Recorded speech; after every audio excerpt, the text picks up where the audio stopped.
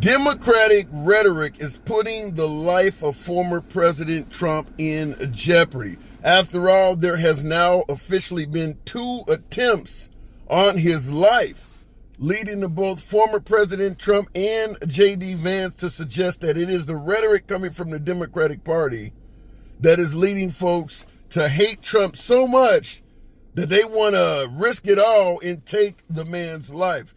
Now, we're going to get into this from a standpoint of, do you think it's the Democrats? And outside of the Democrats, who else would really want to harm former President Trump? Well, I'm sure you remember former President Trump when he first came down the escalator talking about how he wanted to ban any and all Muslims from entering the country. Donald J. Trump is calling for a total and complete shutdown of Muslims entering the United States until our country's representatives can figure out what the hell is going on.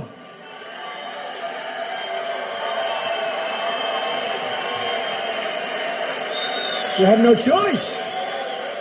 We have no choice. Now, he later cleared that up and reduced that statement down to state sponsors of terror, perhaps countries like Yemen, Syria, and other countries that we, for the most part, have no relationship with. But as you've seen in the original statement, he said all Muslims coming to the country. So understand that's not really friendly rhetoric to the Muslim community.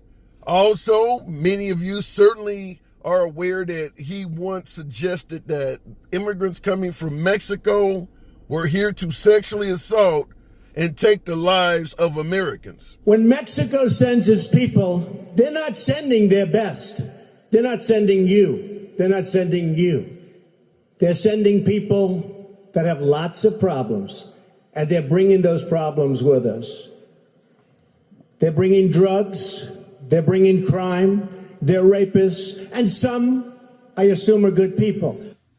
Now, of course, he did receive backlash for suggesting that they're here to rape and murder everybody. We'll talk about it throughout the list of who would want former President Trump harmed. But make no mistake about it, that is rhetoric. And, of course, this one here, which is now being played all over the media. In Springfield, they're eating the dogs, the people that came in. They're eating the cats. They're eating the pets of the people that live there. And this is what's happening in our country, and it's a shame. Now, if I'm correct, there hasn't been any strong confirmation that this is happening on a wide scale level. Maybe a few isolated incidents here or there, but I haven't seen any video of anybody eating a dog. I mean, I think somebody produced something of a geese or a cat or something, but widespread consumption of cats and dogs, I still say the jury's out on it. I have not seen it, and of course, both the mayor of Springfield, Ohio, and the governor of Ohio are discrediting what Trump and J.D. Vance are stating, and they both are Republicans. So who would want former President Trump harmed? Is it indeed the rhetoric coming from the Democrats, or could it be an outside entity that want President Trump to possibly lose his life? So I'm going to give you 9 different entities. Feel free to state in the comments if I've gotten it wrong or you actually believe I missed someone. But I'm going to give you 9 different factions that probably would not shed a tear if something happened to former President Trump. Number 1, the Iranians. The Iranians are no friends of the United States. Chances are they wouldn't shed a tear if any head of state lost their life in America. But under Trump, there are some existential circumstances, such as Trump came to power and broke the Iran deal that Obama had made, costing Iran a hell of a lot of money, imposing sanctions, and giving them nothing but threats in return. Under the Obama administration, there was some sort of a trade-off. They wouldn't develop weapons, and Obama would release a ton of their money we were holding on. Trump came along and said, we're going to, for the most part, invoke the parts that we want. We're giving you nothing but threats of violence in return. So the Iranians likely hold nothing but ill will towards former President Trump. But in addition to breaking the Iran deal, he also took the life of one of their top generals, Soleimani. You'll hear him mention this at rallies, and they took that guy's life in a really violent fashion, with the only evidence of his death being his thumb literally laying on the pavement, just literally shred the guy to pieces. So the Iranians would certainly be interested in the demise of former President Trump. They also want his Ambassador Bolton. They refer to him as the mustache guy. They want his life as well, and they did attempt to take it. There was a plot on Ambassador Bolton's life as well. So they really do not like the Trump administration. They're not Democrats. So when we say rhetoric is causing violence, maybe there's violence aimed at Trump that has nothing to do with rhetoric in this country. Number two, who has Trump spoken negatively about on almost every turn? Remember the Kung flu virus? Talking about China. He's talking about imposing these huge tariffs on the nation of China if he's reelected that would likely destroy their economy. So obviously the Chinese have no love for former President Trump. Everything he says about China is generally negative. Once again, just like the Iranians, they would have no love lost if he was to suddenly no longer be with us. So number two, certainly being the Chinese. Keep in mind, when it comes to state sponsors of terrorism, these are entities that can possibly get the job done. You already know if you come to America, all of the training and weapons you need to complete the job are here. I mean, let's say, for instance, you got 40, 50 committed terrorists, soldiers, whatever you want to call them, militia. Now, the Secret Service is obviously heavily trained, but the Secret Service doesn't have a lot of weaponry that the typical citizen in America can't get their hands on if they got enough money. Remember, we have the Second Amendment providing us with access to virtually any damn thing to prevent tyranny. So anyone that comes to the country, if they got enough money, you can get your hands on some pretty heavy firepower. Imagine 50, 60 guys sponsored by the Iranians that do not mind even if they lose their life. Very similar to the 9/11 hijackers. They didn't mind losing their life in the process. 40, 50, 60 guys, all with plenty of financial backing from China or financial backing from Iran. You never know. You never know. So I want to say, number three, Palestinians. Now, they don't have the backing or assets the Chinese or Iranians may have, but Palestinians / Hamas. Now, we know what's going on in that country right now with the conflict between them and Israel. America's going to take the side of Israel. That's not going to change even if Kamala Harris gets elected. But Trump is far more out in the open with it. Certainly, he was supportive of Benjamin Netanyahu even before October 7th in regards to Hamas going in and invading Israel. Trump was already very much supportive of Israel and Benjamin Netanyahu, up to the point where he moved the embassy from Tel Aviv to Israel, or Jerusalem rather, from Tel Aviv to Jerusalem, pissing all those folks off. Now, as I stated, they don't have the resources of Iran or China, but if Trump is abroad, perhaps you never know what could happen. If he gets reelected and he's over visiting Israel or visiting some other country, things become a little bit different.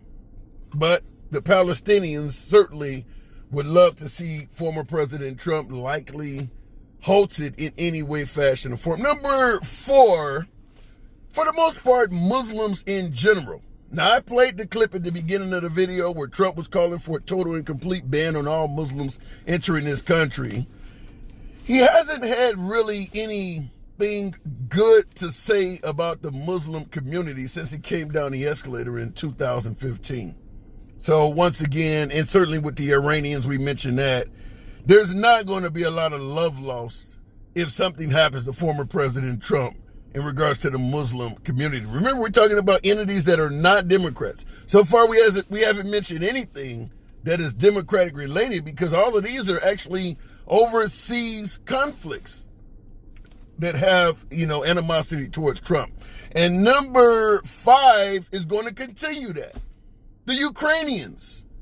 What happens if former President Trump gets reelected to the Ukrainians? I think most of us can assume it's not good. Now, Trump is stating he wants the war to end. He refused to answer during the presidential debate if he wants the Ukrainians to win the war. But we know he has said previously that he would not continue sending assistance to the Ukrainians. So that leaves Russia in a much, much better position for the onslaught. Now, he's also stated he can end the war in 24 hours and things of that nature. My humble opinion, that's questionable. Feel free to state in the comments if you think that's possible. But when you think about the fact that they've been at war for 2 years, all the blood and treasure lost, if Trump became president and ended that war between the Ukrainians and Russians in 24 hours, first question everybody should be asking is, what did you give them? Who received what? Because both of those entities, the Ukrainians and the Russians, they've lost thousands of men. The Ukraine is essentially a wasteland at this point. So much of their infrastructure has been dilapidated. Why would they just let Russia get away with that and just end it? Russia has sustained a lot of deaths and injuries and loss of machinery. And why would they just let it in? So what would Trump offer these individuals where they would just end the war in 24 hours? First of all, there's no way in hell it's going to end in 24 hours. But I don't know what Trump would offer them. But it's possible, although remote, it's possible he could end that war. But Trump is talking about being a nationalist and focusing on America and getting out of overseas conflicts. There's no way to do that and end this war. That means you're getting involved in overseas conflicts. So something he's saying is coinciding with other things he's saying. But we'll continue on. Number 6. Now, we played the video early on of former President Trump echoing what he heard from J.D. Vance at the presidential debate, suggesting that Haitian immigrants in Springfield, Ohio are consuming cats, dogs, and people's pets for food. Now, even the powers that be in Springfield, Ohio, like the mayor and the police department, are stating because of what he said, they're receiving bomb threats in that area. They've had to close down schools. Certain meetings had to be canceled. Remember, it is former President Trump who is suggesting that rhetoric against him is leading to violence. Well, this is a case where it is his rhetoric causing others to say that violence is being bestowed upon them, or at least being threatened to happen. And it's not coming from the Haitians, it's coming from the mayor of that town. The mayor of Springfield is a white Republican male. The governor of Ohio is a white Republican man. And they're admitting that his rhetoric is causing drama for these immigrants. And they're also suggesting it's not true. So go figure. But Trump is the one suggesting that rhetoric is causing him problems. This is a case where it is his rhetoric that's causing others problems. Number 7, I'm just going to say this one, and I'll let you guys correct me where you might think I'm wrong on this. Immigrants in general. Now, we talked earlier about Trump referring to immigrants from Mexico as being rapists and murderers. Now, when I say immigrants in general, we're not talking illegal versus legal. Because the immigrants in Haiti, the Haitian immigrants in Springfield, Ohio are legal. They have protected status. They are here legally. The mayor of Springfield stated that. Trump's calling them illegal immigrants. The same thing applies to the asylum seekers in this country, and there are millions of them. The asylum seekers in this country used American laws that are on the books, and they followed the process to seek asylum in this country. Now, they have a case coming up. They may have no merit to be here whatsoever, and they may ultimately be deported. But until that case comes up, they are here legally. Former President Trump are calling all of them illegals as well. So when I say immigrants in general, the reason I'm bringing it up is because former President Trump is calling a large amount of legal immigrants illegal. And he stated he's going to have the largest deportation of illegal immigrants in history. So if he's mislabeling millions of people, they're going to fall victim to what could be an act that is unconstitutional. So my guess is he's going to try to get some of the rules changed so that some of these folks that are here legally will suddenly be here illegally, and then you can deport them. But it's going to be messy. There's just no way to imagine the largest deportation in history without a lot of messy tactics being used. After all, these folks have been here. Some of these folks have been here 2, 5, 6, 7 years. Some of them even maybe came during his term or came during Obama's time in office. Some of these folks are married to Americans. Some may already have children here, so you got a child that was born, and the child is officially an American, but the mom, the dad, maybe both parents might be here illegally or illegal under Trump's designation. So what do? You kick out the parents and their child that was born on American soil being a legal American citizen, the child has to stay behind? Because you can't deport the child's an American. The child has no rights to Mexico, Guatemala, Honduras, or wherever the hell the parents came from. So if you got two folks that have come to this country and they're not here legally, I suppose they would take the child and put it in foster care. There's no happy ending to this other than they're all gone. But it will be very messy. And make no mistake about it, there will be a hell of a lot of Americans trying to help the immigrants get out of Trump's raft. Because there's going to be a lot of illegal immigrants, a lot of legal immigrants that have made a lot of friends and relationships with American citizens. So when Trump comes through like a steamroller, it's going to get messy and hateful. I don't know how else to describe it. We've already seen caravans, Proud Boys, Oath Keepers, folks that believe the country should be defended, 3%ers or whatever, going to towns and areas where there's a lot of immigrants they perceive causing problems.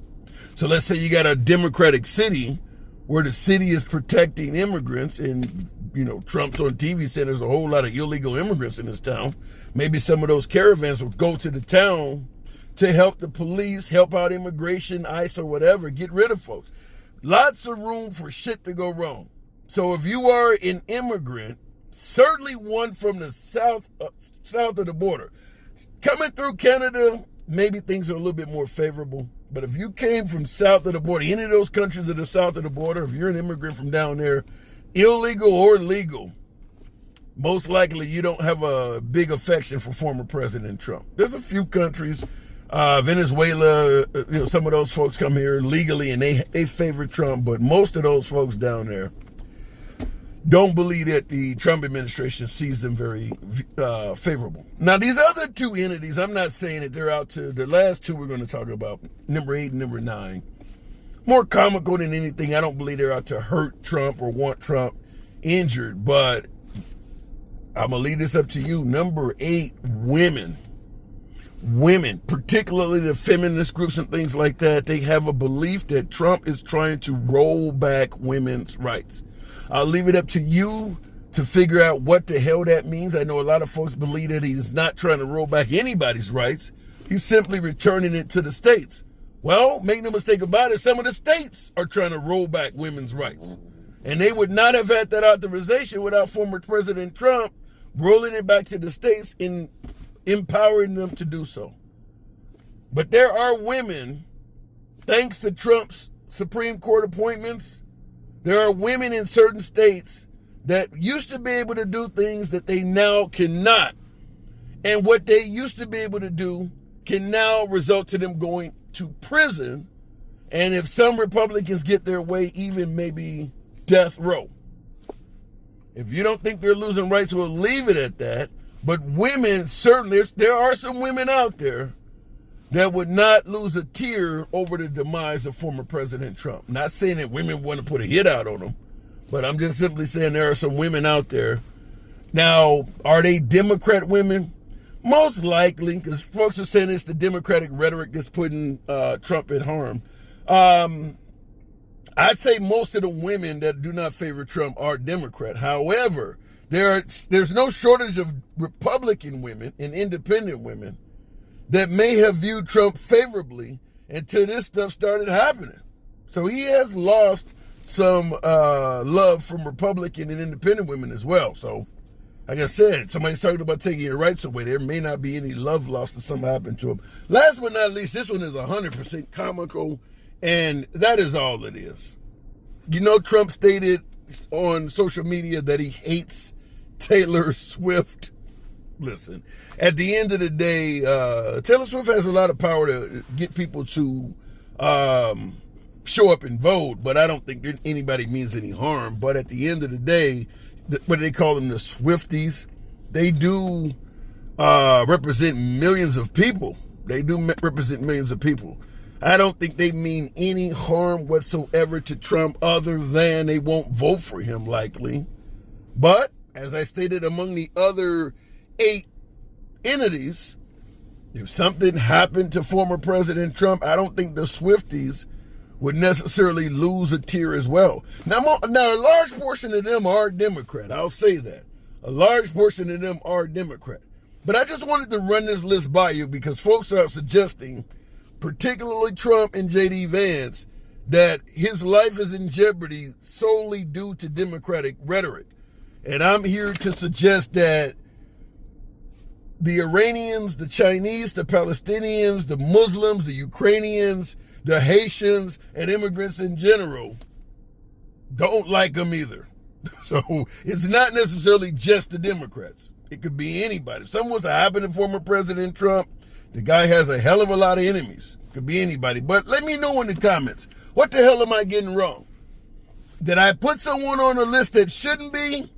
Or did my list find itself incomplete and you believe there are other entities that may want the demise of former President Trump as well? Let your boy know in the comments. As always, feel free to smash that like button, subscribe to the channel, and I'll see you in the next video. All right, and of course, he was talking about Haiti. According to the New York Times, he complained that the 15,000 Haitian immigrants who received visas in 2017 all have AIDS.